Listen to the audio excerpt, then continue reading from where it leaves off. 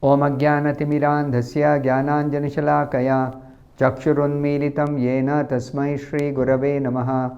Nama Om Vishnupadaya Krishna Preshtaya Bhutale Srimate Bhaktivedanta Swamin Nitinamine Namaste Saraswate Deve Gauravani Pracharine Nirvishesha Shunyavadi Paschatya Deshatarine Jaya Shri Krishna Chaitanya Prabhu Nityananda Shri Advaita Gadadhara Srivasadi Gaura Bhakta Vrinda Hare Krishna Krishna Krishna Hare Hare Hare Rama Rama Rama Hare Hare. Om Namo Bhagavate Vasudevaya Narayanam Namaskritya Naram Chaiva Narottamam Devim Saraswatim Vyasam Tato Jayam Mudirayet. In this session, we will be discussing from the 30th verse of the 15th chapter of the first canto Srimad Bhagavatam. Geetam Bhagavata Jnanam Yattat Sangrama Murdhani Kala Karma Tamoruddham Punar Adhyagamat Prabhuhu. The meaning of this verse is, because of the Lord's pastimes and activities and because of his absence, it appeared that Arjuna forgot the instructions left by the personality of Godhead. But factually this was not the case, and again he became Lord of his senses. So Srila Prabhupada explains, what does this mean? A conditioned soul, I have explained what is conditioned soul in a previous session. Conditioned soul means one who is subject to material conditions enforced by the interaction of the three gunas. Three gunas means three kinds of influences: sattvic influence, rajasic influence, tamasic influence on our consciousness in material existence. So we are called conditioned soul. So we behave, we act, we think, we feel, we have got the drive to work according to the combination of the influence of these three gunas. But that is material existence. When you elevate your consciousness to the spiritual platform, you are above the influence, you are freed from the influence of the three gunas. You simply act spiritually. So here Srila Prabhupada begins his purport by telling a conditioned soul is enwrapped means completely covered, in his fruitive activities by the force of eternal time. Kala, through the influence of the gunas, forces us to act in a way that is according to the past karma. But the Supreme Lord, when he incarnates on the earth, is not influenced by Kala, nor is the Supreme Lord influenced by the material conception of past, present and future. Neither eternal time in the material world, nor the conception of past, present and future is influencing the Lord.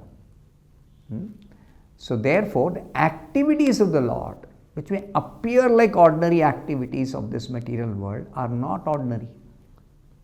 The activities of the Lord are eternal, sanatana, and they are manifestations of his Atma Maya or internal potency.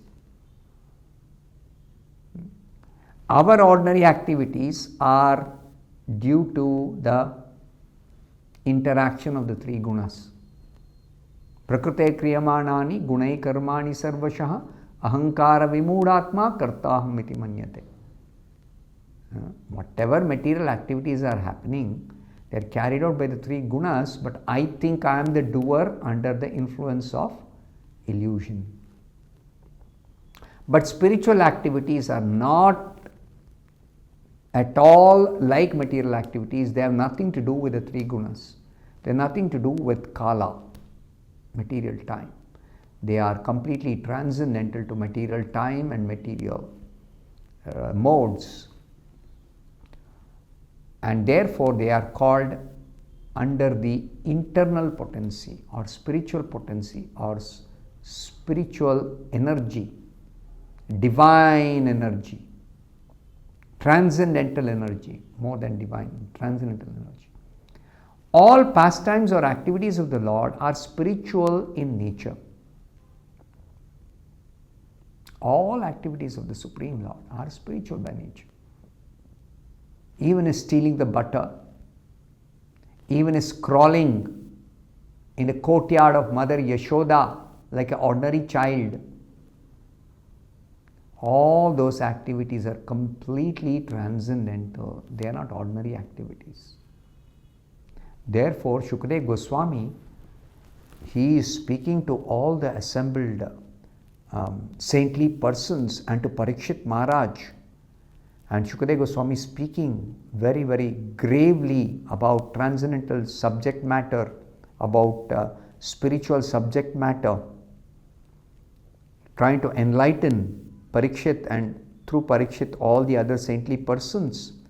But he is describing Krishna's childhood pastimes. And everybody is seriously sitting and hearing. And Shukadeva Goswami is telling, Krishna was crawling on the floor and Mother Yashoda was enjoying seeing her beloved child very beautifully decorated with nice ornaments and nice dress and nice beautiful smile on Krishna's face. So what has all this got to do with the transcendence? Krishna is transcendence himself. And all of Krishna's activities are transcendental activities. How are they different? Ordinary child gives pleasure to its mother by its movements, by its crawling, by its being decorated by the mother. Here Mother Yashoda is also similarly apparently decorating a small child and taking pleasure in the child crawling, smiling, playing. What's the difference? So that is explained by Shukadeva Goswami in the 10th canto of the Bhagavatam. Ittam satam brahma sukhanubhutya dasyam gatanam paradaivatena mayashritanam naradarakena sakam vijagru krutapunya punja. Krishna is no ordinary child. He is the same Supreme Brahman who is the object of worship by all devotees who have accepted him as their master. And he is the same object of meditation of worship or the destination of the impersonalists who are after the Brahma Jyoti, Brahman effulgence, that is his own bodily effulgence. So that Krishna is appearing as a beloved child of Nanda and Yashoda, simply for the sake of pastimes, that's all. So they are completely transcendental, discussing them, hearing about them, describing them, participating or being a spectator of such activities is completely spiritual. There is no tinge of any material guna or material reactions, nothing. It so appeared that Arjuna and the Lord were engaged in the battle of Kurukshetra as the other party was also engaged. But factually, the Lord was executing his mission of incarnation and association with his eternal friend Arjuna.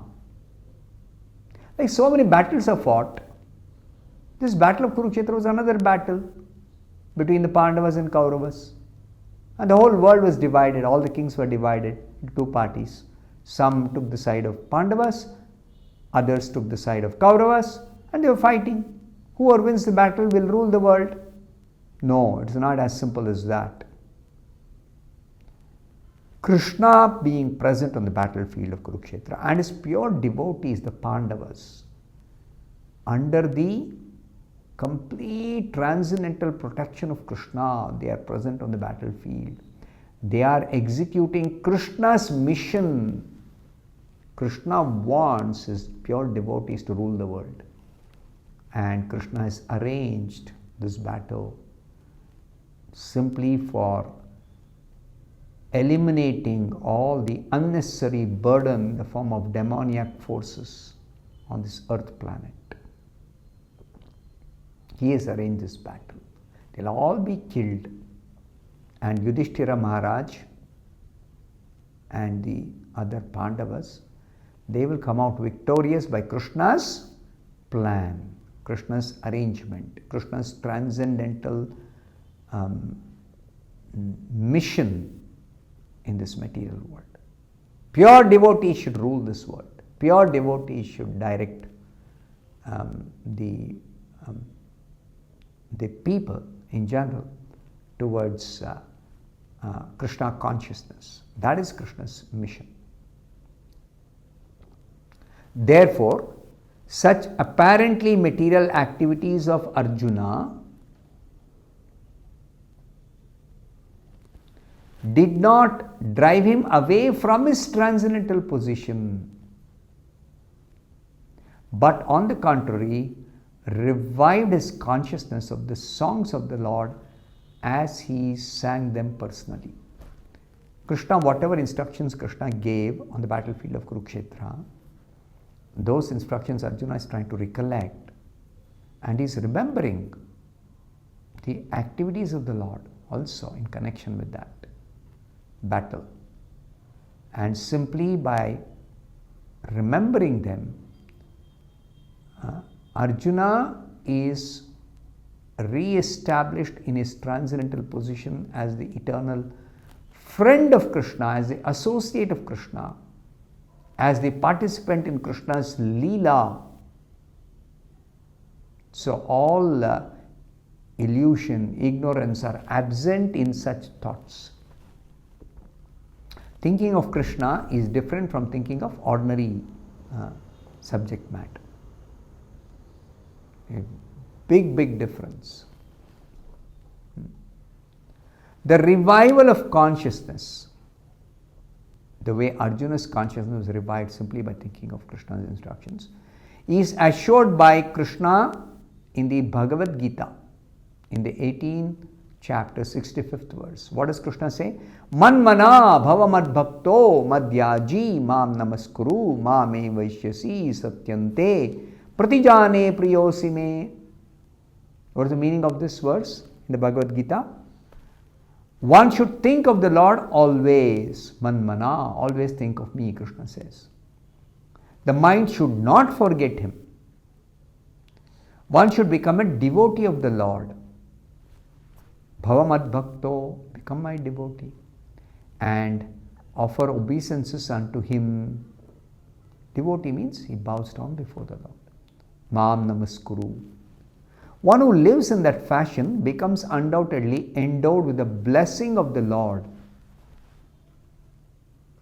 Guaranteed to get blessing of the Lord if you live as a devotee, constantly thinking of Krishna, bowing down before him.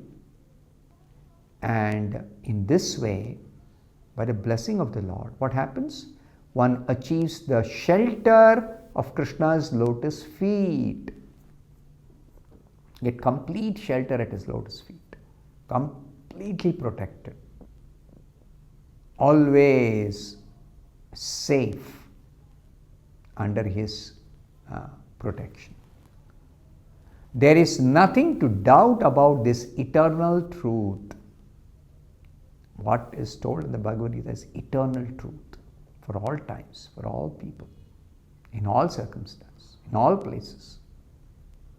Eternal truth. Because Arjuna was his confidential friend, the secret was disclosed to him. In the Bhagavad Gita, Krishna tells Arjuna, you are my most dear devotee, situated in a friendly relationship. Therefore, I am disclosing the most confidential knowledge. Ishtosi me dridamiti tato vakshami te hitam. Arjuna had no desire to fight with his relatives, but he fought for the mission of the Supreme Lord Krishna. So Arjuna's fighting is also participating in mission of Krishna. So Arjuna was always engaged in the execution of Krishna's mission only. And therefore, After the Lord's departure, he remained in the same transcendental position, even though it appeared like he forgot all the instructions of the Bhagavad Gita. One should therefore adjust the activities of life in pace with the mission of the Lord, and by doing this, one is sure to return back home, back to Godhead. So, what is the mission of the Lord now in this material world? The mission of the Lord is that we revive our lost or forgotten relationship with Krishna through the activities of bhakti. And in this way, we prepare ourselves to go back to Godhead. I'll stop here. Thank you very much. Hare Krishna.